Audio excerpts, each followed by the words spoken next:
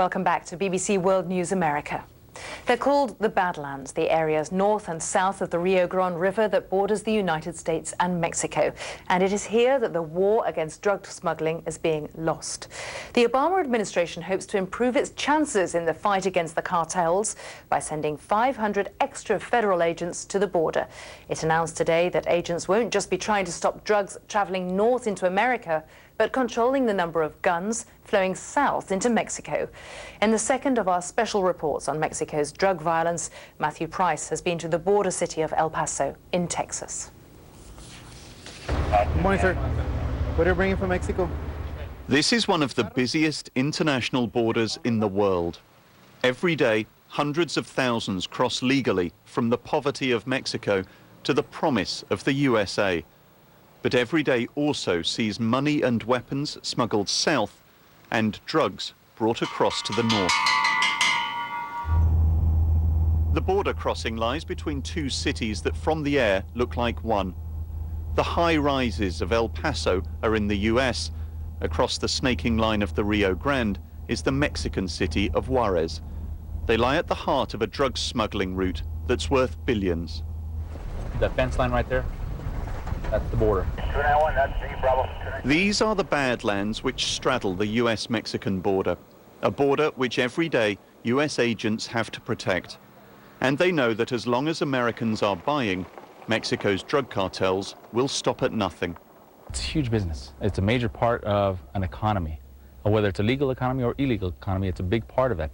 And there's a big demand for it. That's a supply that there's a big demand for on the US side. So there's a lot of things that have to go into the fight against narcotics that is not just the focus of just one agency or even one government. When darkness falls, patrolling gets even harder, and every night more smugglers try to get across. Mexico is just a minute's walk over there. You can see people over on that side of the border, and this is a drainage ditch that leads directly into tunnels which immigrants and smugglers have used to get into El Paso itself. The only way of tackling this problem is to have eyes on the ground, as many agents as possible. Some of the traffickers are caught, their drugs seized, but fighting a multi-billion-dollar business is far from easy. Execute, execute, execute. FBI, FBI! So FBI agents train constantly. The drug cartels have been getting more violent, and they don't want that violence spreading into the US. Right side clear! Things that would be particularly helpful would be, eradicating the drug cartels at their roots, which is a very daunting problem, but the capture and prosecution of the heads of the drug cartels, perhaps even the extradition into the United States where they face United States indictments would be helpful. I think it can be done. I think as a society we also need to look at the demand side. Drug use in our society has been going down, but it certainly is significant. But the trafficking problem is not a one-way street. Most of the drug cartels' weapons and their profits are smuggled out of the US across this border. Mexico accuses the states of failing to stop it. And on Capitol Hill, the senator overseeing Homeland Security doesn't deny that. Except for occasional random inspections, the American border authorities do not make exit inspections of people and vehicles when they leave the country. That's got to stop. We got to start doing that. It's not happening yet. We found just how easy it is to cross into Mexico. 5 days in a row, we simply paid a $2.25 toll, unchecked, unchallenged, and into Mexico. Many in downtown El Paso have friends and family across the border, so they too are looking for solutions. So far, the US approach has been to spend money on equipping and training the Mexican army. El Paso and Juarez are literally joined at the hip. But some fear simply fighting the cartels won't work, and they wonder if it is the US that needs to change. It's estimated that anywhere to 50 to 70% of the cartel's profits are made from transporting and selling marijuana. If we were to decriminalize, regulate, control, and tax marijuana in the United States, that would deal a serious blow to these cartels and their ability to buy weapons, to recruit new members, to corrupt public officials. and to carry on this kind of warfare that's literally going on within the Mexican state. But for now, the focus here is on stopping the drugs getting in.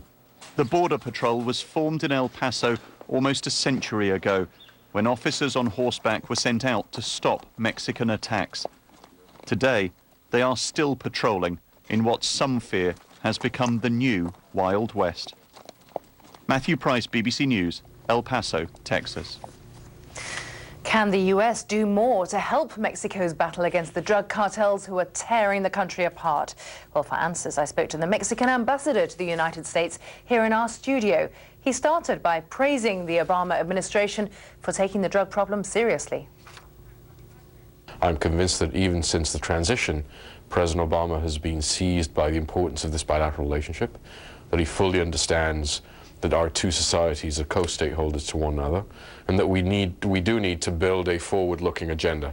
I think that one of the things that we will be looking for in this series of visits that start the day after, that start tomorrow with Secretary Clinton, then with Attorney General Holder, Secretary Napolitano, and then finally with President Obama, is to build upon this sense of joint responsibility.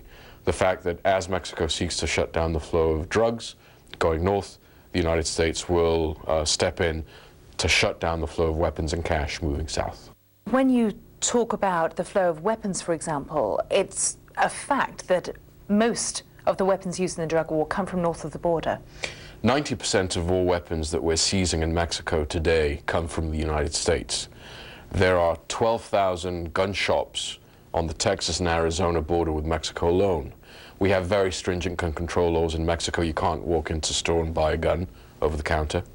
So it is not a surprise that most of the weapons, 90% of those that we seize in Mexico, are coming across from the United States illicitly. So the crackdown you need is north of the border as much as south? The crackdown we need is on this side of the border, on the U.S. side of the border.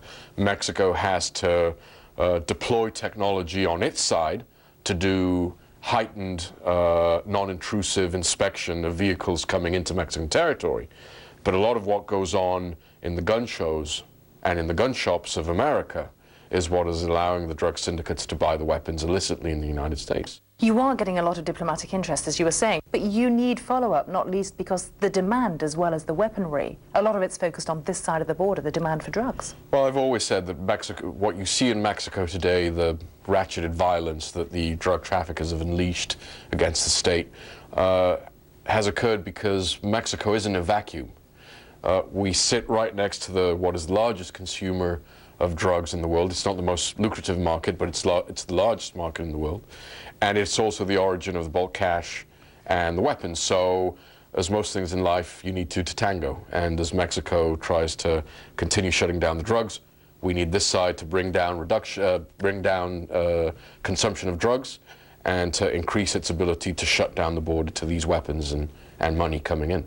Ambassador Sarukhan, thank you so much for joining us. Thank you, it's a pleasure. Still to come here on BBC World News America.